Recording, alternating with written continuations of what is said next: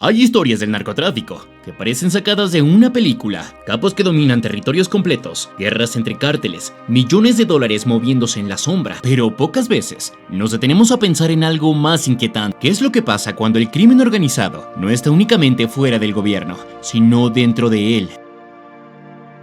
Durante más de una década, México vivió una de las etapas más violentas de la historia reciente. La llamada guerra contra el narcotráfico dejó ciudades enteras marcadas por violencia, miles de desapariciones y una sensación permanente de que el país estaba atrapado en un conflicto sin final muy claro. En medio de todo ese escenario, apareció una figura que para muchos representaba la esperanza del control total. Ese hombre era Genaro García Luna.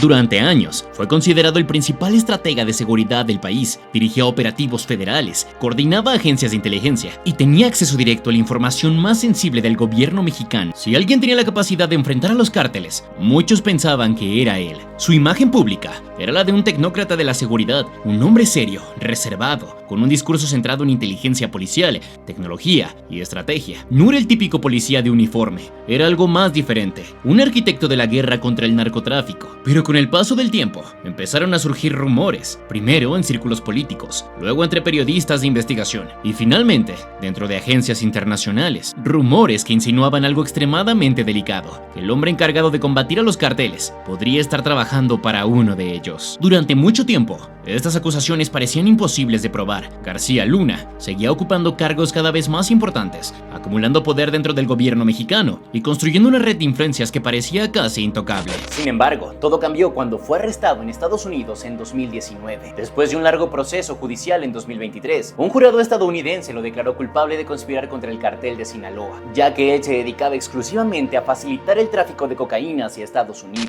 Las acusaciones eran devastadoras. Según los testimonios presentados en el juicio, García Luna habría recibido millones de dólares para proteger las operaciones del cartel, mientras ocupaba los cargos más altos de seguridad en México. Si eso era cierto, significaba que, durante años, la guerra contra el narcotráfico podría haber estado dirigida por alguien que en realidad ayudaba a los criminales. Y esa posibilidad abre una pregunta que hoy todavía incomoda a muchos. ¿Cómo logró un hombre alcanzar tanto poder dentro del gobierno sin que nadie lo detuviera? Para entenderlo, tenemos que regresar al inicio de su historia. Antes de los escándalos, antes del poder político y de las acusaciones de narcotráfico, tenemos que entender realmente quién era Genaro García Luna y cómo empezó el camino que eventualmente lo convertiría en uno de los personajes más polémicos de la historia reciente en México. Genaro García Luna nació el 10 de julio de 1968 en la Ciudad de México, en una época en la que el país vivía bajo un sistema político muy distinto al actual. Durante décadas, el poder había estado concentrado en un solo partido político, el Partido Revolucionario Institucional, conocido como el PRI. En ese contexto, las instituciones del Estado funcionaban con una lógica de control descentralizado, donde la transparencia y la rendición de cuentas rara vez era prioridad. Sobre la infancia de García Luna existe relativamente poca información, a diferencia de muchos políticos cuya vida temprana ha sido ampliamente documentada. Su historia familiar se mantuvo durante mucho tiempo fuera del foco mediático. Lo que sí sabemos es que creció en un entorno de clase media y que desde joven mostró una inclinación notable por las áreas técnicas. Quienes lo conocieron en su juventud lo describen como una persona reservada, metódica y extremadamente disciplinada. No era alguien que buscara protagonismo ni atención pública, más bien parecía sentirse cómodo trabajando detrás de reflectores, analizando información y resolviendo problemas desde una posición estratégica.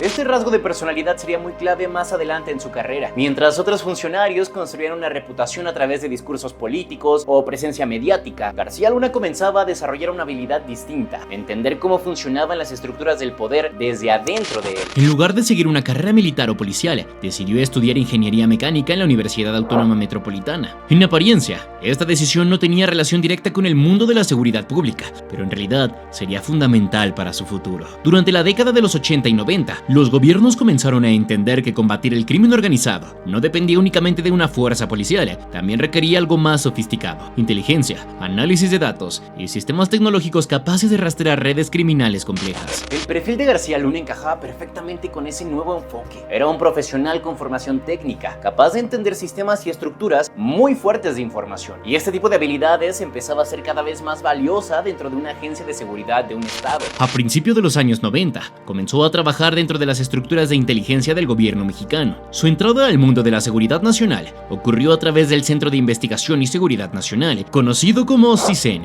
la principal agencia de inteligencia civil de nuestro país en ese momento. El CISEN era responsable de analizar amenazas internas, recopilar información estratégica y asesorar al gobierno en temas de seguridad nacional. Para alguien con un perfil analítico como García Luna, era el entorno ideal para comenzar a construir una carrera dentro del aparato estatal. Ahí empezó a desarrollar una reputación como especialista en sistemas de inteligencia y análisis de información. No era el típico agente operativo que participaba directamente en arrestos o enfrentamientos. Su fortaleza estaba en otro lugar: entender cómo se movían las organizaciones criminales, cómo se conectaban entre sí, cómo podrían ser rastreadas. Sin embargo, lo que nadie imaginaba es que en ese momento ese joven analista de inteligencia terminaría convirtiéndose años más tarde en el hombre más poderoso dentro del sistema de seguridad pública en México, y ese ascenso comenzaría muy pronto.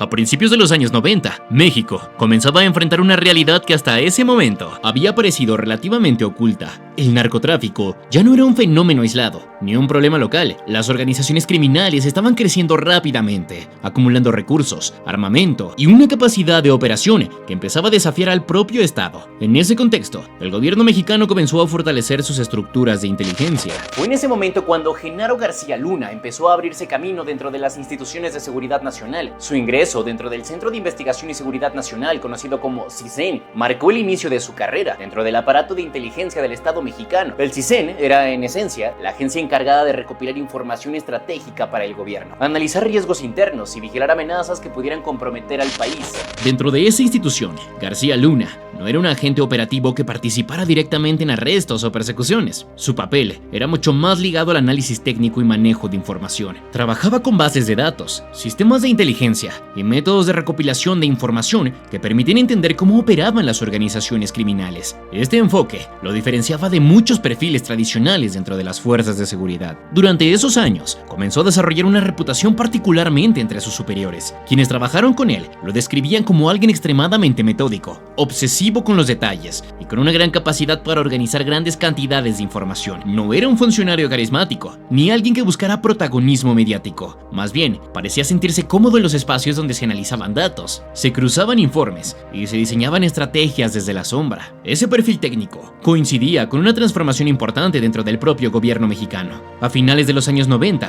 y principios de los años 2000, el combate al crimen organizado empezaba a cambiar. Las autoridades entendían que enfrentar a los cárteles no dependía únicamente de un operativo armado, sino de vigilancia, inteligencia y análisis de redes criminales. García Luna encajaba perfectamente en ese modelo.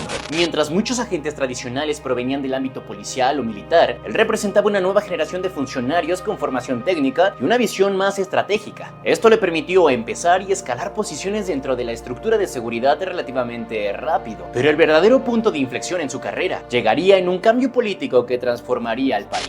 En el año 2000, México vivió un momento histórico. Después de más de 70 años en el poder, el Partido Revolucionario Institucional perdía la presidencia. El nuevo mandatario era Vicente Fox, candidato del Partido Acción Nacional. Su llegada al poder representaba para muchos ciudadanos el inicio de una nueva etapa en la vida política del país. Fox había prometido modernizar las instituciones y combatir la corrupción que durante décadas había marcado el sistema político mexicano. Para lograrlo, necesitaba construir un equipo de funcionarios que representaran una nueva visión. Personas que no estuvieran ligadas al viejo aparato político y que pudieran impulsar cambios dentro de las instituciones. En ese proceso, el perfil de Genaro García Luna comenzó a ganar relevancia. En 2001, el gobierno de Fox creó una agencia federal de investigación, conocida como AFI. Esta nueva institución buscaba convertirse en una especie del FBI mexicano, una policía de investigación moderna con capacidad tecnológica, entrenamiento especializado y autonomía para combatir al crimen organizado. García Luna fue designado como el primer director de esta agencia.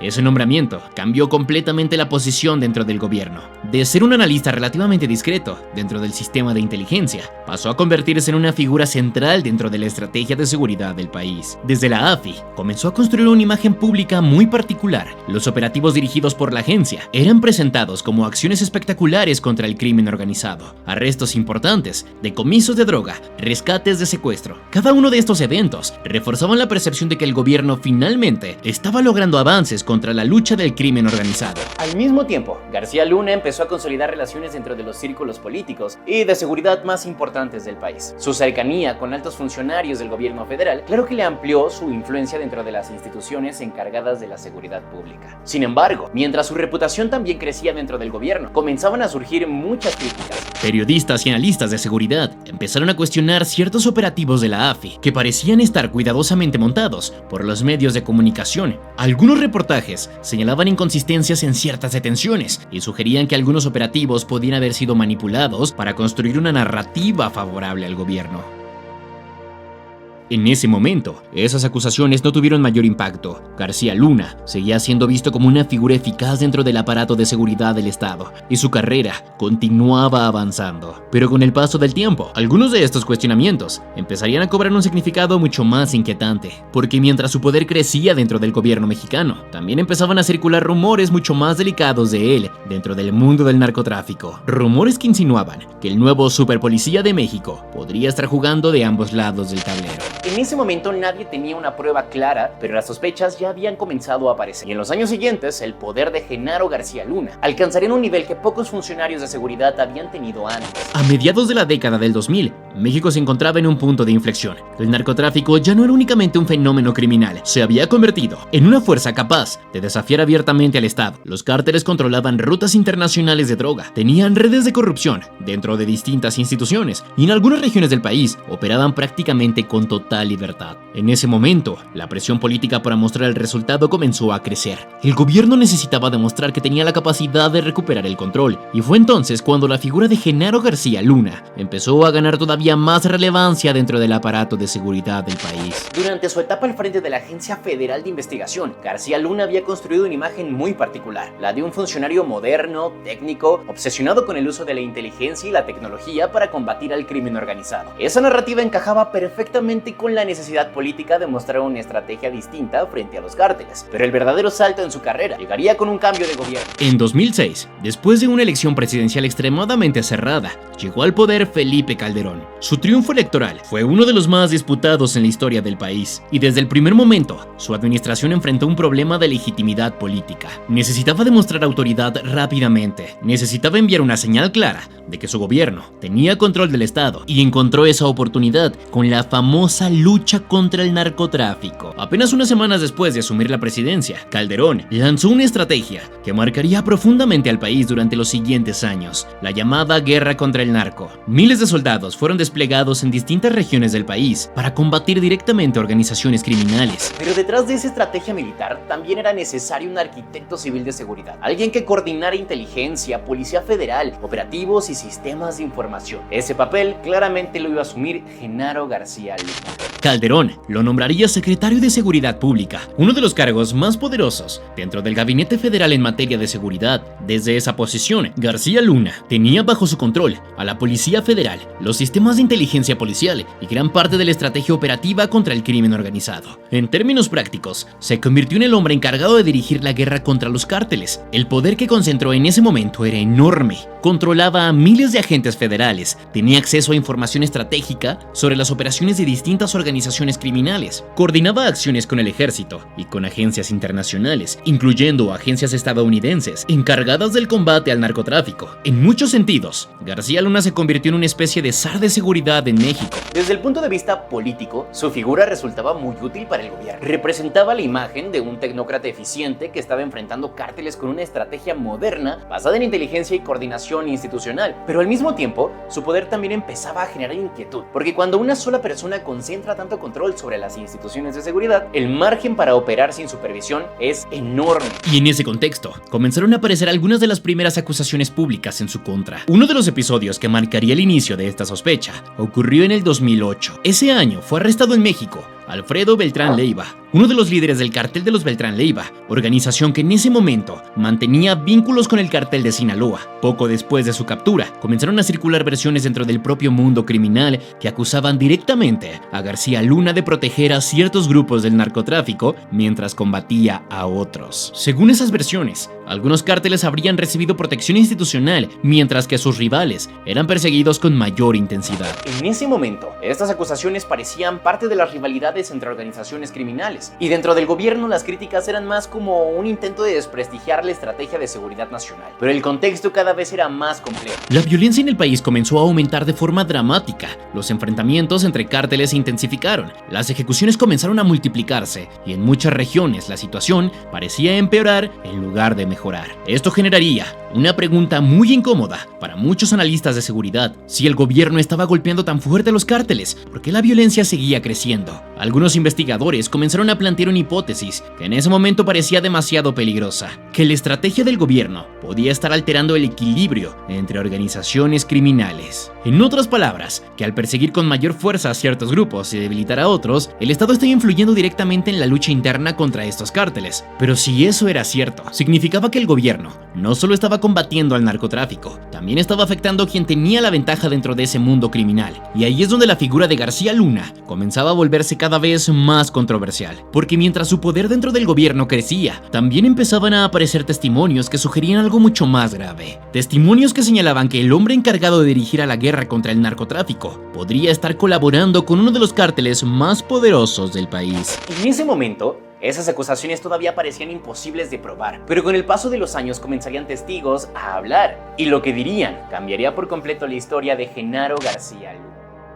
Para finales de la década de los 2000, la figura de Genaro García Luna parecía intocable dentro del aparato de seguridad mexicano. Como secretario de Seguridad Pública durante el gobierno de Felipe Calderón, controlaba una de las estructuras de seguridad más grandes del país. La Policía Federal había sido fortalecida, se había implementado nuevos sistemas de inteligencia y el gobierno presentaba constantemente operativos contra distintas organizaciones criminales. Desde el discurso oficial, la narrativa era clara: el Estado mexicano estaba enfrentando a los cárteles con una estrategia frontal. Sin embargo, mientras esa narrativa se consolidaba en el ámbito político y mediático, en el mundo del narcotráfico comenzaban a circular versiones muy distintas sobre lo que realmente estaba ocurriendo. Algunas de esas versiones empezarían a aparecer en Estados Unidos y en sus tribunales. Uno de los primeros momentos en los que el nombre de Genaro García Luna comenzó a surgir dentro de las investigaciones relacionadas con el narcotráfico ocurrió en procesos judiciales contra miembros de organizaciones criminales mexicanas que habían sido capturados y extraditados, cuando algunos de estos individuos comenzaron a colaborar con autoridades estadounidenses. Sus testimonios empezaron a revelar detalles sobre las relaciones entre el crimen organizado y funcionarios públicos. Fue entonces cuando varios de estos testimonios comenzaron a mencionar algo extremadamente delicado: supuestos pagos millonarios entregados a funcionarios mexicanos para garantizar protección institucional a ciertas organizaciones del crimen organizado. Entre los nombres que empezaron a aparecer en estas declaraciones estaba claro el de Genaro García Luna. Según algunos de los testimonios, miembros del cartel de Sinaloa habrían entregado sobornos a funcionarios de alto nivel dentro del gobierno mexicano con el objetivo de asegurar que sus operaciones pudieran continuar sin interferencia directa con las autoridades. Uno de los narcotraficantes que más tarde declararía en tribunales estadounidenses fue Jesús el Rey Zambada, hermano de Ismael el Mayo Zambada. Durante su testimonio, años después, Zambada afirmó que había participado en reuniones donde se entregaron grandes cantidades de dinero a funcionarios de seguridad mexicanos a cambio de protección para las operaciones del cartel. Según su versión, uno de los funcionarios que supuestamente habría recibido esos pagos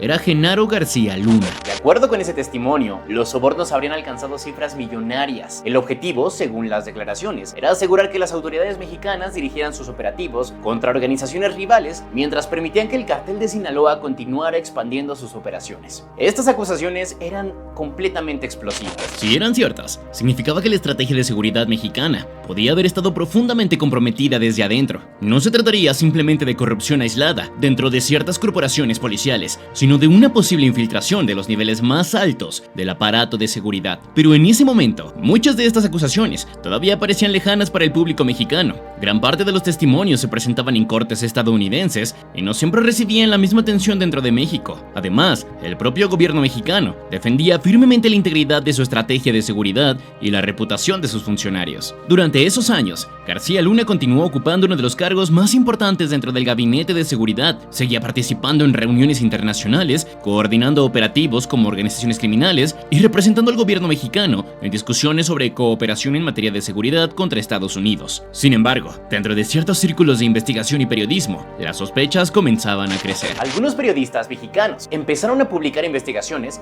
en donde se cuestionaba la actuación de la Secretaría de Seguridad. Se analizaban inconsistencias en operativos, decisiones estratégicas que parecían beneficiar indirectamente a ciertos grupos criminales y el creciente poder de García Luna que había acumulado dentro de estas instituciones. Al mismo tiempo, la violencia en el país seguía aumentando. Las ejecuciones, enfrentamientos y disputas entre organizaciones criminales se multiplicaban cada vez más, aunque el gobierno insistía en que esto era consecuencia de los golpes que se estaban dando a otros cárteles. Algunos analistas comenzaban a preguntarse si la situación era mucho más compleja de lo que parecía. Porque si ciertas organizaciones estaban recibiendo protección institucional, el equilibrio dentro del mundo criminal podría estar siendo alterado desde el propio Estado. Y esa posibilidad cambiaba completamente la forma de entender lo que estaba ocurriendo en el país. Durante este periodo, el nombre de Joaquín El Chapo Guzmán, líder del cártel de Sinaloa, seguía apareciendo como una de las figuras centrales dentro del narcotráfico internacional. Mientras otras organizaciones sufrían golpes importantes por parte de las autoridades, el cártel de Sinaloa parecía mantener una capacidad de operación sorprendentemente sólida. Algunos investigadores esto empezó a levantar muchas sospechas. ¿Era simplemente una cuestión de estrategia criminal eficiente o existía algún tipo de protección dentro de las instituciones del Estado? En ese momento, esas preguntas aún no tenían una respuesta clara. Las acusaciones seguían siendo principalmente testimonios dentro de procesos judiciales y no judiciales. Pero con el paso de los años, nuevos testigos comenzarían a hablar, y cuando finalmente lo hicieron, las acusaciones serían aún más directas. Lo que durante mucho tiempo había sido solo un rumor dentro del mundo criminal, empezaría a transformarse en algo mucho más serio. Una investigación internacional que terminaría llevando a uno de los funcionarios más poderosos de México ante un tribunal estadounidense. Para finales de la década de los 2000, Genaro García Luna ya no era simplemente un funcionario dentro del gobierno mexicano, se había convertido en uno de los hombres más poderosos dentro del aparato de seguridad del país. Como secretario de Seguridad Pública durante el gobierno de Felipe Calderón, tenía bajo su mando una estructura que incluía miles de agentes federales, sistemas de inteligencia policial, centros de vigilancia tecnológica y una coordinación constante con fuerzas militares. En términos prácticos, su oficina tenía acceso a enormes cantidades de información sensible, bases de datos criminales, reportes de inteligencia, investigaciones en curso y operaciones contra organizaciones del narcotráfico. Eso significaba que García Luna no solo participaba en la estrategia de seguridad, sino que también tenía la capacidad de influir directamente en objetivos que eran perseguidos y cuáles no debían ser perseguidos. Ese nivel de control sobre dichas instituciones de seguridad es algo que rara vez se concentra en una sola persona dentro de un gobierno democrático. Normalmente existen múltiples mecanismos de supervisión y contrapeso para evitar claramente un abuso de poder. Pero en el caso de García Luna, su influencia dentro del gabinete era considerable y su relación con el presidente lo colocaba en una posición privilegiada dentro del círculo de decisiones más importantes del país.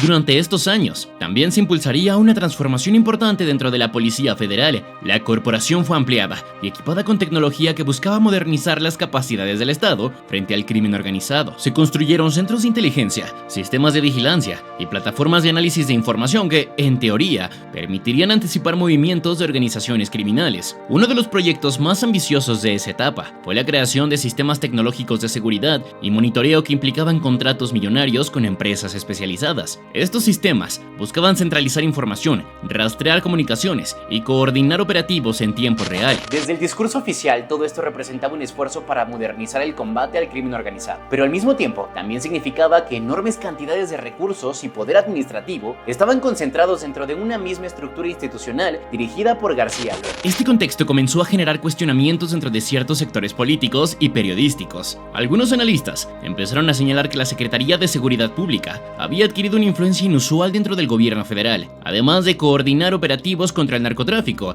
también tenía una presencia creciente en proyectos de inteligencia, vigilancia y cooperación internacional. Mientras tanto, el país continuaba viviendo una escalada de violencia. Los enfrentamientos entre organizaciones criminales se multiplicaban y algunas ciudades comenzaron a registrar niveles de homicidios sin precedentes. Aunque el gobierno insistía en que estos conflictos eran consecuencia de la presión ejercida sobre los cárteles, cada vez más voces comenzaban a cuestionar si la estrategia realmente estaba funcionando. En ese ambiente de tensión, también empezaron a surgir conflictos dentro del propio mundo narcotráfico. La relación entre distintas organizaciones criminales comenzó a fracturarse. Uno de los ejemplos más claros fue la ruptura entre el cartel de Sinaloa y el cartel de los Beltrán Leiva, una división que desencadenó una ola de violencia particularmente intensa entre varias regiones del país. Algunos analistas periodistas comenzaron a sugerir que la forma en que las autoridades estaban dirigiendo sus operativos podían estar alterando el equilibrio entre organizaciones criminales. Si ciertas estructuras del narcotráfico eran golpeadas con mayor intensidad, mientras otras parecían mantenerse relativamente intactas, el resultado inevitable sería una reorganización violenta dentro del propio mundo criminal. En ese momento, estas interpretaciones seguían siendo parte del debate académico y periodístico. No existían investigaciones oficiales que confirmaran que funcionarios del gobierno estuvieran favoreciendo deliberadamente a alguna organización. Sin embargo, dentro de las agencias de seguridad internacional comenzaban a observar con atención lo que estaba ocurriendo en México. Estados Unidos, que mantenía una estrecha cooperación con el gobierno mexicano en materia de seguridad, dependía en gran medida de la información compartida por las autoridades mexicanas. Esto para combatir el narcotráfico internacional de sustancias ilícitas. Esto significaba que la credibilidad de los funcionarios encargados de la seguridad en México era fundamental para mantener esta cooperación, y fue precisamente en ese contexto donde algunas agencias estadounidenses comenzaron a presentar mayor atención a las acusaciones que circulaban desde hace años en torno a García Luna. Mientras tanto, el propio funcionario continuaba consolidando su posición dentro del gobierno mexicano, participaba en reuniones internacionales, coordinaba proyectos de seguridad regional y mantenía una presencia constante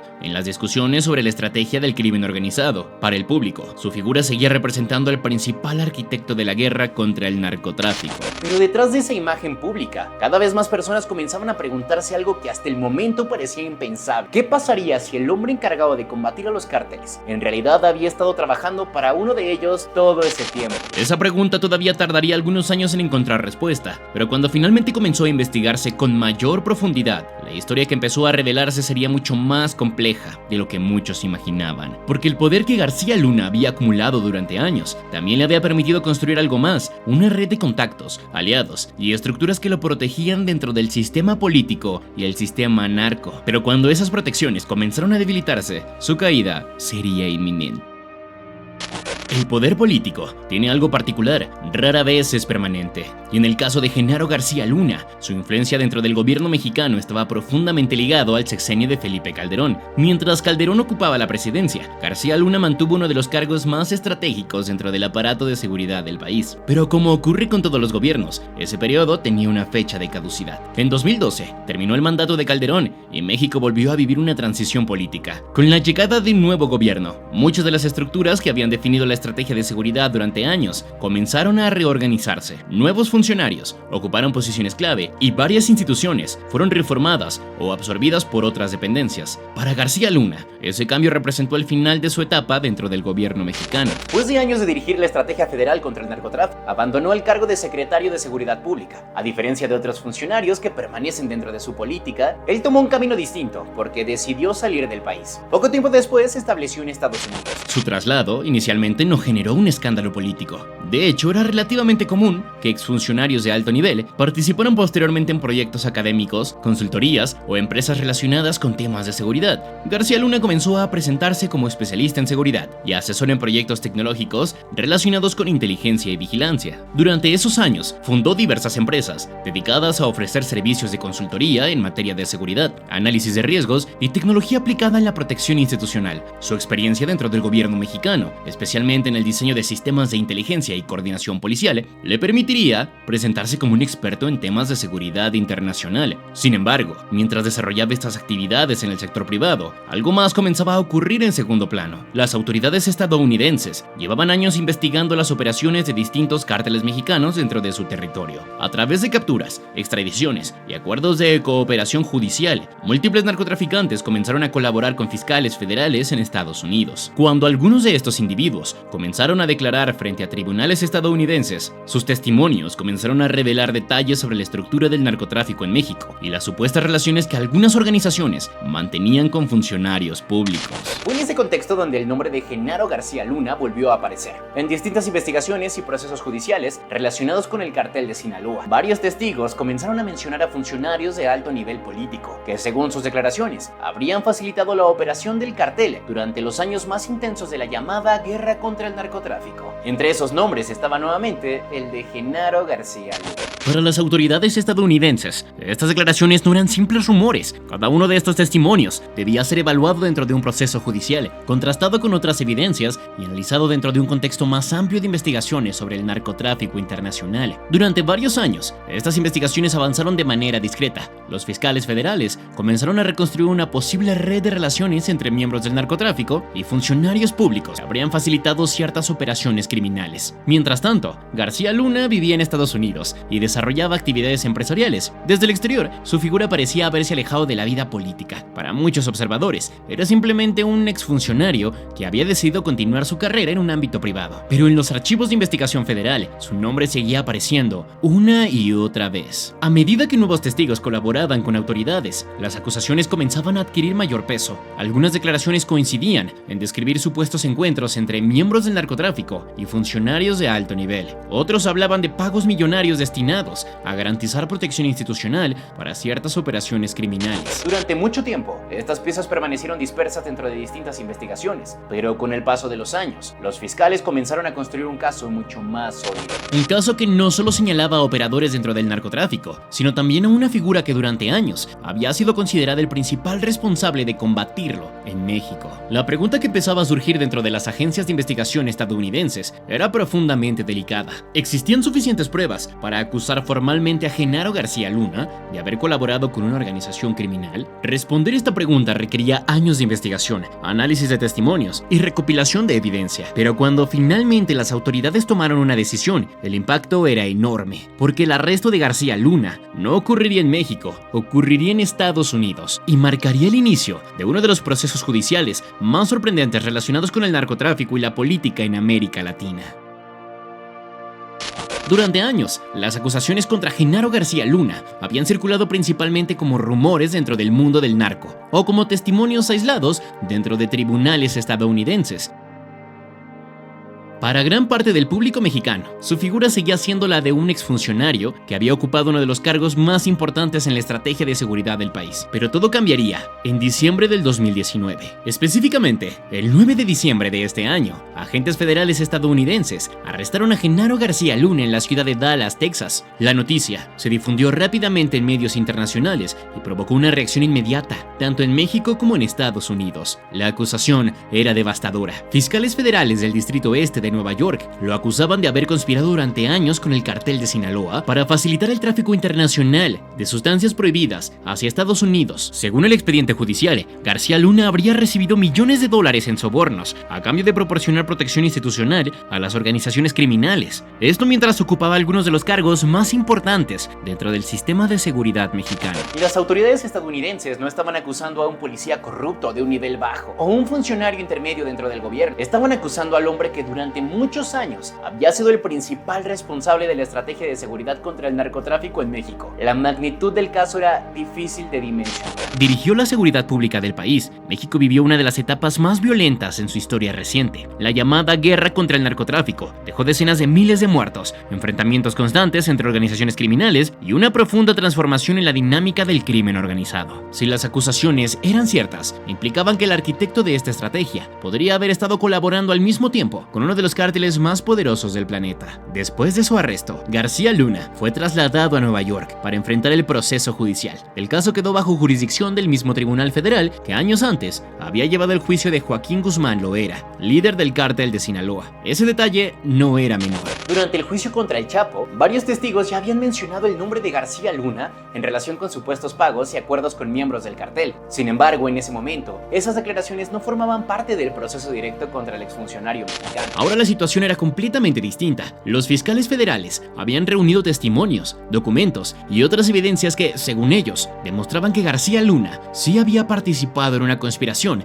para facilitar la operación del narcotráfico, mientras era secretario de Seguridad Pública en México. Las declaraciones de estos testigos fueron especialmente impactantes porque describían una relación directa entre miembros del narcotráfico y funcionarios encargados de combatirlo. De acuerdo con estas versiones, los sobornos no solo buscaban evitar investigación, sino también influir influir en la forma en la que las autoridades dirigían sus operativos contra distintas organizaciones criminales. Si una organización recibía protección institucional, mientras sus rivales eran perseguidos con mayor intensidad, el resultado inevitable sería un cambio en el equilibrio del poder dentro del propio mundo del narcotráfico. Esta hipótesis era profundamente inquietante. Significaba que la guerra contra el narcotráfico podría haber estado marcada no solo por el enfrentamiento entre el Estado y las organizaciones criminales, sino también por una lucha interna entre cárteles en algunas instituciones gubernamentales que habían tenido un papel indirecto en la guerra. Mientras el proceso judicial avanzaba en Estados Unidos, el caso comenzó a generar enorme impacto político en México. El arresto de García Luna obligó a muchos actores políticos a responder preguntas incómodas. Durante años, él había ocupado cargos clave dentro del gobierno mexicano y había trabajado estrechamente con distintas instituciones de seguridad. ¿Cómo era posible que alguien acusado de colaborar con el narcotráfico habría acumulado tanto poder del Estado? ¿Quién sabía verdaderamente lo que estaba ocurriendo? ¿Y cómo logró mantenerse durante años dentro de una posición tan estratégica sin que las acusaciones fueran investigadas con mayor profundidad? Estas preguntas comenzaron a formar parte del debate público en México. Para algunos analistas, el caso representaba uno de los ejemplos más claros de los riesgos que implica concentrar demasiado poder dentro de una sola figura institucional. Para otros, era una señal de que el problema de la corrupción vinculada al narcotráfico era mucho más profundo de lo que se había reconocido durante años. Mientras tanto, el proceso judicial continuaba avanzando. Los fiscales seguían reuniendo testimonios, reconstruyendo operaciones financieras y analizando años de información relacionadas con actividades de García Luna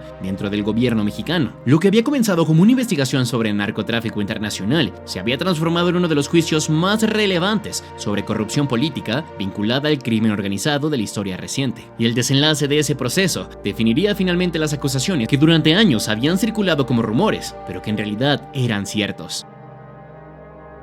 Después de su arresto en 2019, el caso contra Genaro García Luna comenzó a avanzar lentamente dentro del sistema judicial de Estados Unidos. Durante varios años, los fiscales federales reunieron documentos, revisaron registros financieros y prepararon los testimonios de distintos testigos que habían tenido relación con organizaciones criminales mexicanas. El proceso finalmente llegó a un juicio a principios del 2023 en el Tribunal Federal del Distrito Este, en Nueva York, el mismo tribunal donde antes se había llevado el juicio de Joaquín Guzmán Loera. El caso, claro que atraería la atención de medios internacionales, porque no se trataba simplemente de juzgar a un narcotraficante, sino un exfuncionario de gran nivel. Prácticamente se sentaba al lado del presidente de la República. Durante varias semanas, el tribunal escuchó los testimonios de distintos testigos que habían participado dentro del mundo del narcotráfico. Muchos de ellos habían sido capturados años atrás y posteriormente decidieron colaborar con las autoridades estadounidenses para reducir sus condenas. Según el testimonio, esos pagos habrían sido parte de acuerdos destinados a garantizar que el cartel de Sinaloa pudiera continuar operando sin interferencia directa de ciertas autoridades, mientras otras organizaciones criminales eran perseguidas con mayor intensidad. Otros testigos ofrecieron declaraciones similares, describiendo supuestos encuentros entre miembros del narcotráfico y García Luna. Los fiscales federales argumentaron que estos testimonios, junto con otros elementos presentados, demostraban que efectivamente existe una relación de cooperación entre el exsecretario de Seguridad Pública y el cartel de Sinaloa. La defensa de García Luna, por su parte, sostuvo que las acusaciones se basaban principalmente en testimonios de criminales que buscaban beneficios judiciales. Sus abogados argumentaron que no existían pruebas directas que confirmaran que hubiera recibido sobornos, y señalaron que mucho menos los testigos habían participado en actividades criminales de ese año. El juicio se convertiría rápidamente en uno de los más seguidos por medios mexicanos e internacionales. Durante la audiencia, se discutieron detalles sobre la estructura del narcotráfico en México, los mecanismos de corrupción dentro de ciertas instituciones y el enorme poder de algunas organizaciones criminales que habían acumulado durante la última década. Después de varias semanas de testimonios, argumentos legales, el caso finalmente quedó en manos del jurado. El 21 de febrero del 2023, el jurado federal emitió su veredicto. Genaro García Luna fue declarado culpable de varios cargos relacionados con conspiraciones para el tráfico internacional de cocaína y participación en una empresa criminal continua. El veredicto representó un momento histórico, ya que era la primera vez que un funcionario mexicano de alto nivel era condenado en Estados Unidos por colaborar con el narcotráfico. Pero el caso no terminó allí. Después del veredicto, comenzaron a analizarse también aspectos financieros de la vida de García Luna. Investigadores revisaron propiedades, empresas y movimientos financieros vinculados a su círculo cercano. Durante las investigaciones, surgieron informes que señalaban existencia de propiedades y empresas registradas, tanto en México como en Estados Unidos. Algunas de estas estructuras empresariales habían estado relacionadas con contratos de seguridad, consultorías y proyectos tecnológicos posteriores a su salida de gobierno. El análisis de esta red financiera buscaba determinar si el recurso usado para este proyecto podría estar vinculado con actividades ilícitas o pagos derivados de acuerdos que algunos testigos describían. Al mismo tiempo, la atención pública comenzó a dirigirse hacia el impacto político del caso. Durante años, García Luna había ocupado una posición central dentro del gobierno mexicano. Su papel dentro de la estrategia de seguridad había influido en decisiones que afectaron profundamente la dinámica del combate al narcotráfico en el país. Su condena abrió un debate sobre la forma en la que las instituciones habían permitido que un funcionario con tanto poder operara durante años sin enfrentar investigaciones formales profundas. Para muchos observadores, el caso representó una advertencia sobre los riesgos de la concentración de poder en solo una estructura y que estuviera poco supervisada. También evidenció cómo las organizaciones criminales pueden intentar infiltrarse en algunas instituciones cuando encuentran la oportunidad para hacerlo. La historia de García Luna terminó transformándose en algo más que el de un funcionario acusado de corrupción. Se convirtió en un símbolo de una época compleja en la historia reciente de México, marcada por una guerra contra el narcotráfico que dejó profundas cicatrices sociales y políticas. Y quizás la pregunta más inquietante que deja esta historia no es únicamente si un funcionario colaboró con el crimen organizado. La pregunta más difícil es otra. ¿Cómo es posible que alguien acusado de algo tan grave haya tenido tanto poder dentro de las instituciones encargadas de proteger a un país? Esa pregunta sigue siendo objeto de debate, porque más allá del juicio y del veredicto, el caso de García Luna plantea una reflexión más profunda sobre el funcionamiento de instituciones, la corrupción y la relación entre el poder político y el crimen organizado. Y mientras estas preguntas continúan abiertas, la historia de uno de los hombres más poderosos de la seguridad en México termina convertida en una de las caídas más impactantes de la historia reciente del país. Hay que terminar el video diciendo que cuando uno observa toda la historia de Genaro García Luna en perspectiva, es inevitable hacerse una pregunta incómoda. No es una pregunta sencilla sobre culpabilidad o inocencia, porque eso ya se determinó por un tribunal. La pregunta realmente inquietante es otra. ¿Cómo es posible que alguien con este poder llevara el corazón de seguridad del país? Si analizamos su trayectoria, vemos un ascenso que en apariencia encaja perfectamente con la lógica del Estado moderno. Un ingeniero con perfil técnico, especializado en inteligencia, capaz de diseñar sistemas de seguridad tan sofisticados y de coordinar cualquier estructura institucional. En un contexto donde el narcotráfico crecía rápidamente y el gobierno buscaba respuestas, García Luna parecía representar una figura ideal, una estratega capaz de modernizar la lucha contra el crimen organizado. Pero la historia demuestra que el poder institucional, cuando no tiene suficientes controles, puede convertirse en algo extremadamente peligroso. Porque el problema no es únicamente que una persona pueda corromperse. El problema real aparece cuando varias estructuras del poder permiten que esa corrupción se mantenga durante años sin ser detectada o ser investigada a fondo. En ese punto, el problema deja de ser individual